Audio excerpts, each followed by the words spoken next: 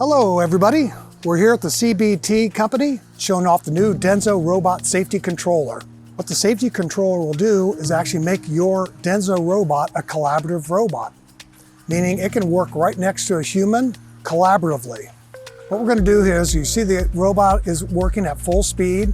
As we get a little closer to the robot, what you're going to find out is the robot's going to slow down to a very safe speed. And as we get a little bit closer, the robot will shut down, gives a signal to the robot controller to stop the robot. Then as we back away from the robot, you'll see the robot will go back to a safe speed.